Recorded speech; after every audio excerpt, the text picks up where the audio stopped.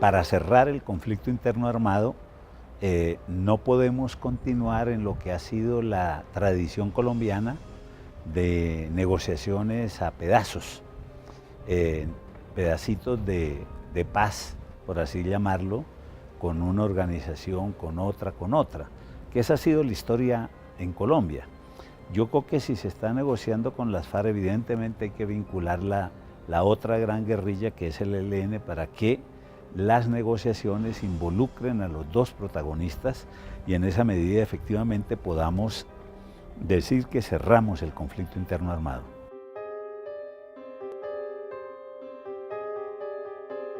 El ELN, después de una primera etapa de su historia, en que la negociación era vista casi, diría yo, como algo inconcebible, porque un poco en la lógica, si se quiere, radical, no se podía negociar con el Estado capitalista, ni mucho menos, sino destruirlo, etcétera, etcétera. Creo que desde los años 90, de manera más o menos sistemática, después especialmente de la experiencia de Caracas y Tlaxcala como parte de la coordinadora guerrillera Simón Bolívar, donde todavía no estaba muy en serio, yo diría, me parece que asume que la posibilidad de la negociación, la posibilidad de una salida concertada del conflicto armado es una opción. Y creo que a lo largo de estos 20 largos años,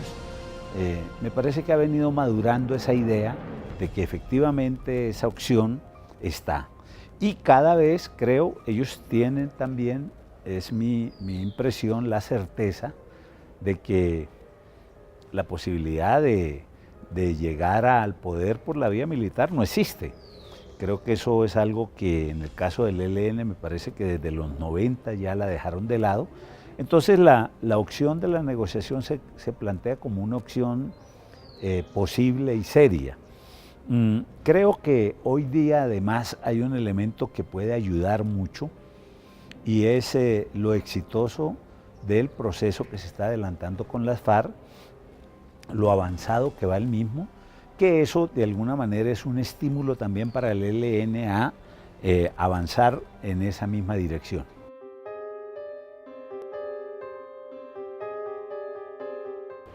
La idea de inamovible, yo diría, eso no existe en estas negociaciones con grupos armados. Yo diría que hay un tema de procedimiento y un par de temas de contenido. En procedimiento me parece que el gran tema es el tema de participación de la sociedad. Me parece que en eso un proceso con el ELN, a diferencia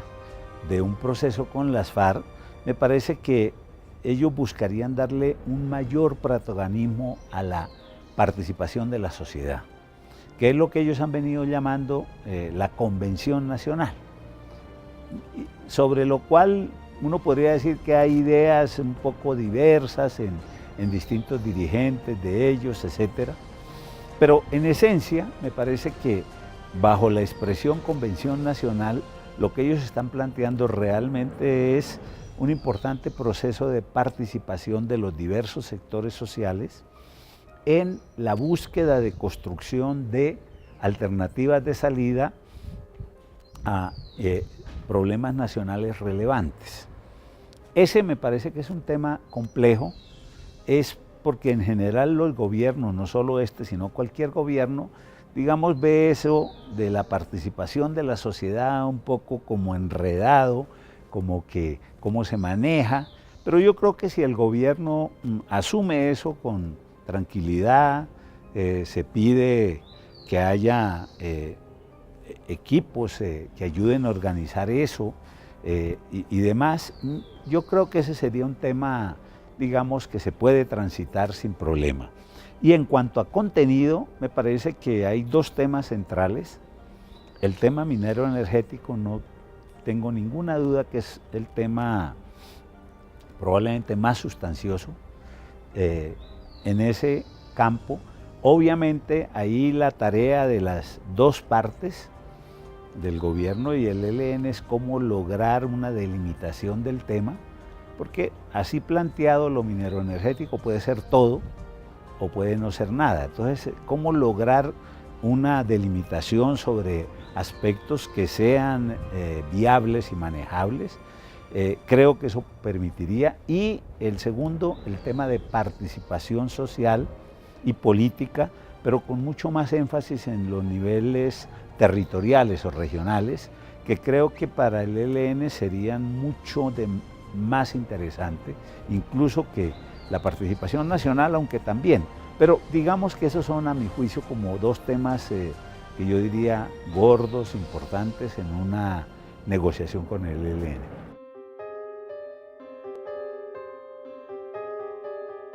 Ha habido muchos cambios, así como la primera fase del ELN era un ELN, digamos, muy con el modelo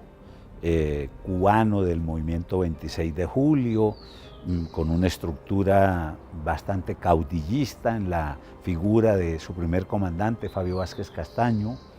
si se quiere, con un énfasis relativamente cortoplacista de que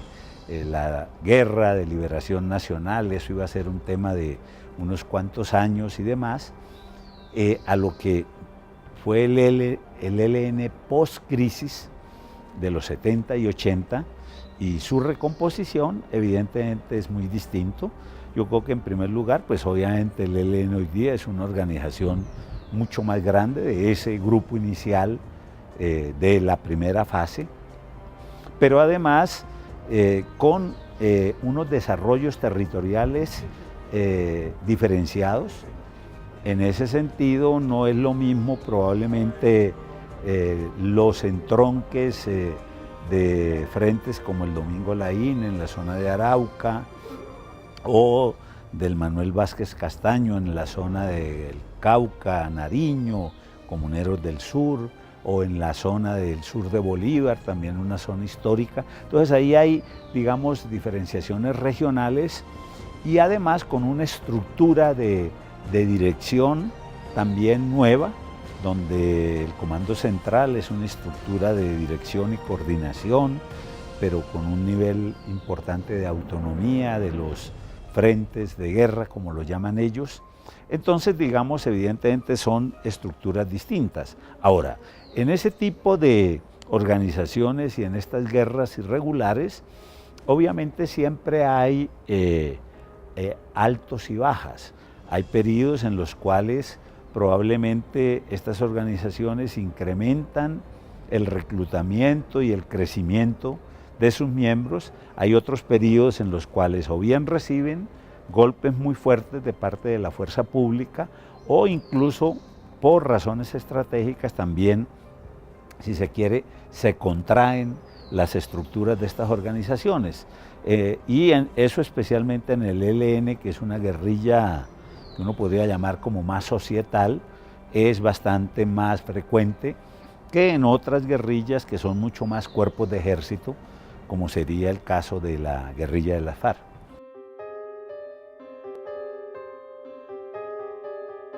Me atrevería a decir que el 100% están exactamente en la misma decisión, pero me parece que si han tomado esa decisión, creo que la mayoría está en esa dirección, y creo que en la medida en que avancen las conversaciones, si es que estas empiezan a andar, eso puede llevar a que cada vez haya una posición más cohesionada al respecto.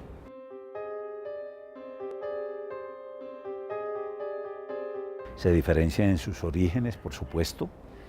Las FARC es una guerrilla con una raíz mucho más agraria. El ELN es una guerrilla que en sus inicios está muy influida por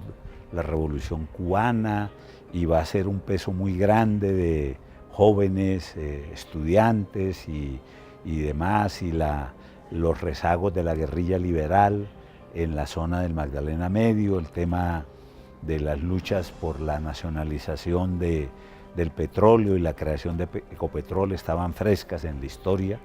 Entonces ahí hay elementos distintos, Pero a lo largo del tiempo creo que las FARC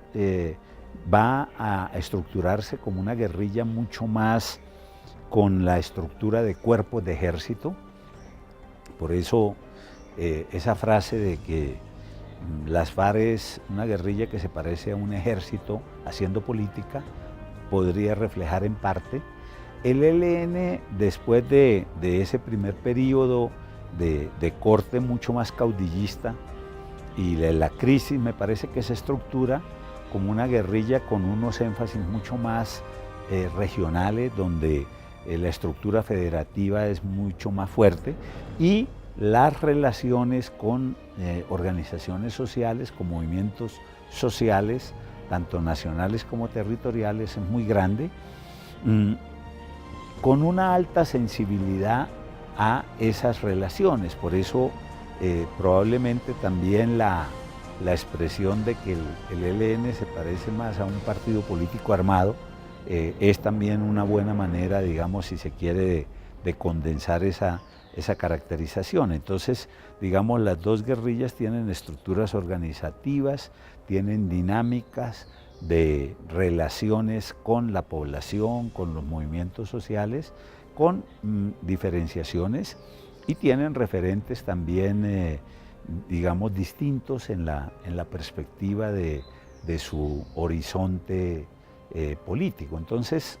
en esa medida, claramente el ELN y las FARC son guerrillas bien distintas, pero creo que cada vez pueden acercarse en la perspectiva de encontrar en una salida concertada una acción de convergencia en la perspectiva de futuro.